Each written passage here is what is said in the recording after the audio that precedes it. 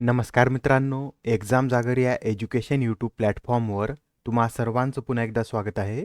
तर मित्रांनो, या आधीच्या सत्रामध्ये मी तुम्हाला एक प्रश्न विचारला होता आणि प्रश्न काय होता? तर 65व्या महाराष्ट्र केसरी कुस्ती स्पर्धेचे विजेतेपद कोणी पटकावले आहे? आणि या प्रश्नाचं योग्य उत्तर आहे पर्याय क्रमांक 1 म्हणजेच शिवराज राक्षे यांनी 65व्या महाराष्ट्र केसरी कुस्ती स्पर्धेचं विजेतेपद पटकावलेलं आहे. आणि हे मूळचे पुण्याचे आहेत आणि त्यांनी या स्पर्धेमध्ये नांदेडचं प्रतिनिधित्व केलेलं आहे. आणि तसेच या स्पर्धेमधील उपविजेते कोण ठरलेले आहेत? तर सोलापूरचे महेंद्र गायकवाड हे या स्पर्धेमधील उपविजेते ठरलेले आहेत. आणि ही जी महाराष्ट्र केसरी कुस्ती स्पर्धा आहे ही 1962 पासून आयोजित करण्यात येत आहे. आणि मित्रांनो, तुमच्यासाठी जो डेली प्रश्न असतो त्याचं कमेंटमध्ये उत्तर देण्याचा प्रयत्न करत चलत जा. उत्तर चुकलं तरी काय हरकत नाही, कारण ज्यावेळेस तुम्हाला या प्रश्नाचं योग्य उत्तर माहित होतं त्यावेळेस हे प्रश्न तुमच्या दीर्घकाळापर्यंत लक्षात राहतात. तर आता आजच्या सत्राचा पहिला प्रश्न पहा. खालीलपैकी कोणत्या चित्रपटाने 28व्या क्रिटिक्स चॉईस अवॉर्ड सोहळ्यात सर्वोत्कृष्ट परदेशी भाषेतील चित्रपटाचा पुरस्कार पटकावलेला आहे? तर आता हा जो 28वा क्रिटिक्स चॉईस अवॉर्ड सोहळा आहे यामध्ये सर्वोत्कृष्ट परदेशी भाषेतील चित्रपटाचा पुरस्कार हा RRR या चित्रपटाने पटकावलेला आहे. आता हे जे RRR आहे याचं फुल फॉर्म काय आहे? तर राईज रोअर रिव्हॉल्ट असे याचं पूर्ण स्वरूप आहे. आणि तसेच या चित्रपटाला या सोहळ्यामध्ये 2 पुरस्कार मिळालेले आहेत. एक आहे सर्वोत्कृष्ट परदेशी भाषेतील चित्रपटाचा पुरस्कार आणि दुसरा पुरस्कार हा सर्वोत्कृष्ट गाण्याचा पुरस्कार आहे. आणि हा पुरस्कार नाटू नाटू या गाण्याला देण्यात आलेला आहे. आणि आता या चित्रपटाविषयी थोडक्यात माहिती नोट करून घ्या. याचे दिग्दर्शक आणि पटकथाकार कोण आहेत? तर S.S. राजामौली हे दिग्दर्शक आणि पटकथाकार आहेत. आणि तसेच ही जी कथा आहे ही कोण लिहिलेली आहे? तर V. विजेंद्र प्रसाद यांनी ही कथा लिहिलेली आहे. आणि या चित्रपटामध्ये संगीत कोण दिलेले आहे? तर M. किरवानी यांनी या चित्रपटामध्ये संगीत दिलेलं आहे. आणि आताच आपण पाहिलेलं आहे की नाटू नाटू या गाण्याला गोल्डन ग्लोब या पुरस्काराने देखील सन्मानित करण्यात आलेलं आहे. आणि तसेच आता हे जे क्रिटिक्स चॉईस अवॉर्ड्स आहेत यामध्ये इतर श्रेणीमध्ये सुद्धा पुरस्कार देण्यात आलेले आहेत, ते सुद्धा आपण एकदा पाहून घेऊया. तर पहा, सर्वोत्कृष्ट अभिनेत्यासाठीचा पुरस्कार ब्रँडन फ्रेझर यांना देण्यात आलेला आहे. सर्वोत्कृष्ट चित्रपटासाठीचा पुरस्कार Everything Everywhere All at Once या चित्रपटाला देण्यात आलेला आहे. सर्वोत्कृष्ट दिग्दर्शकासाठीचा पुरस्कार डॅनियल क्वान आणि डॅनियल शिनर्ट यांना देण्यात आलेला आहे. आणि सर्वोत्कृष्ट अभिनेत्री ही केट ब्लँचेट ठरलेली आहे. आणि सर्वोत्कृष्ट ॲनिमेटेड मालिकेचा पुरस्कार हॉर्ले क्वीन आणि सर्वोत्कृष्ट परदेशी भाषा मालिका हा पुरस्कार पचिन्को या मालिकेला देण्यात आलेला आहे. आता हे जे क्रिटिक्स चॉईस अवॉर्ड्स आहेत हे कोणाद्वारे देण्यात येतात? तर American Canadian critics choice association तर्फे हे पुरस्कार दरवर्षी देण्यात येतात. आणि आता प्रश्न क्रमांक दुसरा पहा. वर्ल्ड इकॉनॉमिक फोरमच्या 53व्या बैठकीचे आयोजन कोणत्या शहरात करण्यात आले आहे? तर आता ही जी वर्ल्ड इकॉनॉमिकची 53वी बैठक आहे याचं आयोजन दाओस या शहरामध्ये करण्यात आलेलं आहे. आणि आता जे दाओस शहर आहे हे कोणत्या देशामध्ये स्थित आहे? तर दाओस हे स्वित्झर्लंडमधील एक शहर आहे. आणि ही जी बैठक आहे ही बैठक 16 जानेवारी ते 20 जानेवारी दरम्यान आयोजित करण्यात येत आहे. आणि यावेळेसची या बैठकीची थीम काय आहे? तर cooperation in a fragment world अशी यावेळेसची या बैठकीची थीम आहे. आणि याबरोबरच हे सुद्धा नोट करून घ्या, वर्ल्ड इकॉनॉमिक ही एक आंतरराष्ट्रीय संस्था आहे जी खाजगी आणि सार्वजनिक सहकार्यासाठी काम करते. आणि याची स्थापना 1971 मध्ये क्लॉस एम शॉब यांनी केली होती. नाव लक्षात राहू द्या, क्लॉस एम शॉब यांनी 1971 मध्ये या संस्थेची स्थापना केली होती. आणि यावर एक्झाममध्ये प्रश्न सुद्धा विचारण्यात आलेला आहे. आणि या संस्थेचं मुख्यालय कुठे आहे? तर स्वित्झर्लंडमधील जिनेवा येथे या संस्थेचं मुख्यालय आहे. आणि आता हे जे जिनेवा शहर आहे हे कोणत्या नदीच्या काठावर वसलेलं आहे? तर जिनेवा हे शहर रोन नदीच्या काठावर वसलेलं आहे. आणि याआधी एक्झाममध्ये यावर आधारित एक प्रश्न सुद्धा आला होता, ते सुद्धा आपण पाहून घेऊया. तर जोड्या लावामध्ये हा प्रश्न विचारण्यात आलेला आहे. आणि यामध्ये काही शहर आणि ते कोणत्या नदीच्या काठावर वसलेले आहेत असा प्रश्न विचारण्यात आलेला आहे. तर पहा, पॅरिस हे शहर सीन या नदीवर वसलेलं आहे. जिनेवा हे शहर रोन नदीवर वसलेलं आहे. बॉन शहर रॉइन नदीवर वसलेलं आहे. तर क्यू शहर हे निप्पर या नदीवर वसलेलं आहे. हे सुद्धा नोट करून घ्या. आणि आता प्रश्न क्रमांक तिसरा पहा. 18व्या टाटा मुंबई मॅरेथॉन स्पर्धेच्या पुरुषांच्या एलिट गटाचे विजेतेपद कोणी पटकावले आहे? तर आता ही जी 18वी टाटा मुंबई मॅरेथॉन स्पर्धा आहे ही आता कोरोनामुळे 2 वर्षानंतर आयोजित करण्यात आलेली आहे. आणि या स्पर्धेतील पुरुषांच्या एलिट गटाचे विजेतेपद हे हायले लेमी यांनी पटकावलेलं आहे. आणि आता जे हायले लेमी आहेत हे इथिओपिया या देशाचे धावपटू आहेत आणि त्यांना यामध्ये बक्षीस स्वरूप 45,000 अमेरिकी डॉलर इतकी रक्कम देण्यात आलेली आहे. आणि हायले लेमी यांनी 42 किलोमीटरचं अंतर 2 तास 7 मिनिट 32 सेकंदामध्ये पार केलेला आहे. आणि यामध्ये दुसरा क्रमांक केनियाच्या फेलिमॉन रोनो यांनी पटकावलेला आहे आणि तिसरा क्रमांक इथिओपियाच्या हेलू झेवडू यांनी पटकावलेला आहे. आणि तसेच भारतीय पुरुषांच्या मॅरेथॉनमध्ये गोपी थोनक्कल यांनी प्रथम क्रमांक पटकावलेला आहे. दुसरा क्रमांक मानसिंग आणि तिसरा क्रमांक कालिदास हिरवे यांनी पटकावलेला आहे. आणि यामध्ये परदेशी महिला मॅरेथॉनमध्ये इथिओपियाच्या आन्सलेम हायमनॉत यांनी प्रथम क्रमांक पटकावलेला आहे. आणि भारतीय महिला फुल मॅरेथॉनमध्ये छवी यादव यांनी प्रथम क्रमांक पटकावलेला आहे. आणि आता प्रश्न क्रमांक 14 पहा. केरळमधील कोणता जिल्हा हा देशातील पहिला संविधान साक्षर जिल्हा म्हणून घोषित करण्यात आला आहे?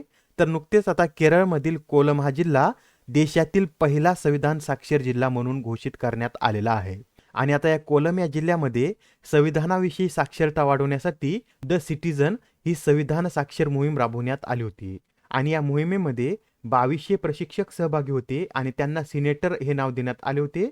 आणि या सिनेटरनी 10 वर्षावरील जवळपास 16 लाखांपेक्षा जास्त नागरिकांना संविधानाच्या मूलभूत संकल्पना समजावून सांगितलेल्या आहेत. आणि याआधी आपण हे सुद्धा पाहिलेलं आहे की केरळ हे देशातील पहिले संपूर्ण डिजिटल बँकिंग राज्य बनलेलं आहे. आणि तसेच जगातील पहिले पामलिप हस्तलिखित संग्रहालय हे केरळमधील तिरुवनंतपुरम या जिल्ह्यामध्ये स्थापन करण्यात आलेलं आहे.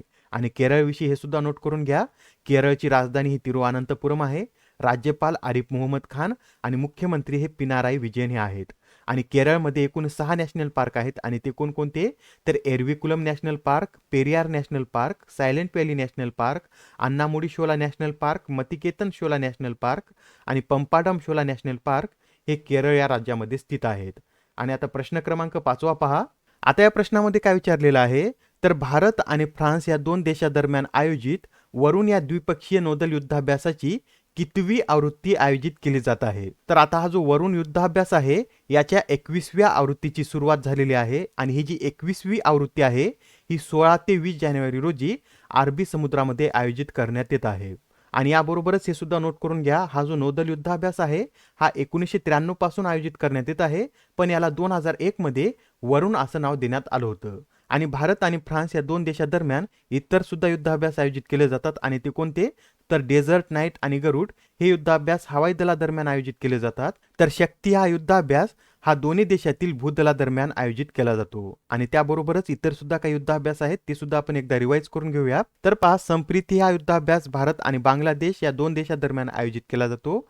एक्युएरिन हा युद्धाभ्यास भारत मालदीव, युद्धाभ्यास भारत US, गरुड शक्ती भारत इंडोनेशिया, मित्र शक्ती भारत श्रीलंका, इंद्र युद्धाभ्यास भारत रशिया, मैत्री युद्धाभ्यास भारत थायलंड, सूर्यकिरण भारत नेपाळ आणि धर्म गार्डियन हा युद्धाभ्यास भारत आणि जपान या दोन देशादरम्यान आयोजित केला जातो. आणि आता प्रश्न क्रमांक 6 पहा. नुकतेच कोणत्या फुटबॉल क्लबने स्पॅनिश सुपर कपचे विजेतेपद पटकावले आहे? तर आता हा जो स्पॅनिश सुपर कप आहे या कपचे विजेतेपद हे बार्सिलोना या क्लबने पटकावलेला आहे. आणि यामध्ये बार्सिलोनाने रिअल माद्रिद या क्लबला हरून ही स्पर्धा 14व्यांदा जिंकलेली आहे. आणि तसेच हा जो कप आहे या कपचे सर्वाधिक वेळा विजेतेपद कोणी पटकावलेला आहे? तर बार्सिलोना या क्लबनेच पटकावलेला आहे. आणि रिअल माद्रिदने ही स्पर्धा किती वेळा जिंकलेली आहे? तर रिअल माद्रिद क्लबने ही स्पर्धा 12 वेळा जिंकलेली आहे. आणि ही जी स्पर्धा आहे ही कधीपासून आयोजित करण्यात येते? तर 1982 पासून या स्पर्धेचं आयोजन करण्यात येतं. आणि आता नेक्स्ट क्वेश्चन पहा. कोणत्या राज्याने सहर्ष हा उपक्रम संपूर्ण राज्यात लागू केला आहे? तर आता हा जो सहर्ष उपक्रम आहे हा त्रिपुरा या राज्याने संपूर्ण राज्यामध्ये लागू केलेला आहे. आणि हा जो उपक्रम आहे हा एक शैक्षणिक उपक्रम आहे. आणि हा उपक्रम त्रिपुरा सरकारने सामाजिक आणि भावनिक शिक्षणाला प्रोत्साहन देण्यासाठी सुरू केलेला आहे. आणि हा जो उपक्रम आहे हा ऑगस्ट 2022 मध्ये प्रायोगिक तत्वावर राज्यातील 40 शाळांमध्ये सुरू करण्यात आला होता. आणि आता जानेवारी 2023 पासून संपूर्ण राज्यामध्ये हा उपक्रम लागू करण्यात आलेला आहे. आणि आता इथं त्रिपुराविषयी सुद्धा आपण माहिती पाहूया. तर पहा, त्रिपुरा राज्याची स्थापना 1972 मध्ये झालेली आहे आणि स्थापनेनुसार हे 20वे राज्य आहे. आणि याआधी सुद्धा मी तुम्हाला सांगितलेलं आहे की 1972 मध्ये 3 राज्यांची स्थापना झालेली आहे. आणि ते राज्य कोणती? तर मणिपूर, त्रिपुरा, मेघालय हे ते 3 राज्य आहेत. आणि यामध्ये मणिपूर हे 19वे राज्य आहे, त्रिपुरा 20वे राज्य आहे आणि मेघालय हे 21वे राज्य आहे. याचा क्रम सुद्धा लक्षात राहू द्या. आणि त्रिपुराची राजधानी काय आहे? तर आगरताळा ही राजधानी आहे. राज्यपाल सत्यदेव नारायण आर्य आहेत आणि मुख्यमंत्री माणिक सहा हे आहेत. आणि त्रिपुरामध्ये 2च नॅशनल पार्क आहेत आणि ते कोणते, तर क्लाउडेड लेपर्ड नॅशनल पार्क आणि बायसन नॅशनल पार्क हे त्रिपुरा या राज्यामध्ये स्थित आहेत.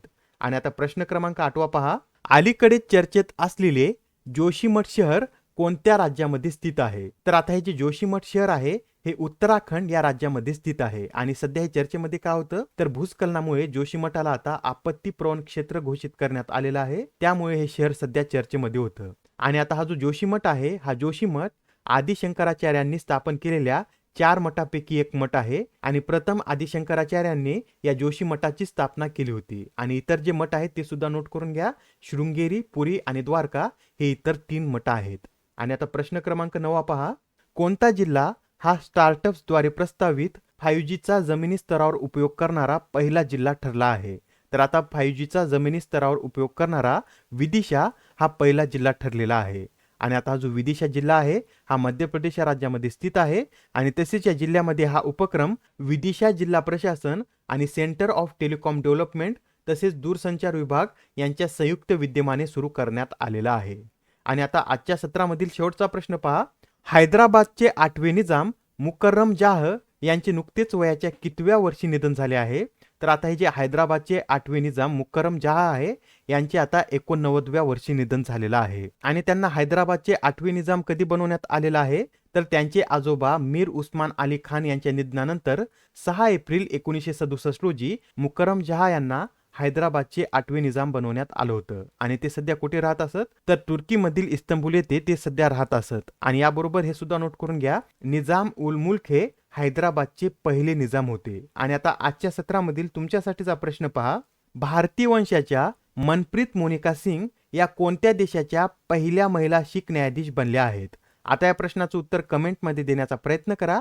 उत्तर चुकलं तरी काय हरकत नाही, कारण ज्यावेळेस तुम्हाला या प्रश्नाचं योग्य उत्तर माहित होतं त्यावेळेस हे प्रश्न तुमच्या दीर्घकाळापर्यंत लक्षात राहतात. तर आता पुढच्या सत्रामध्ये पुन्हा भेटूया. धन्यवाद.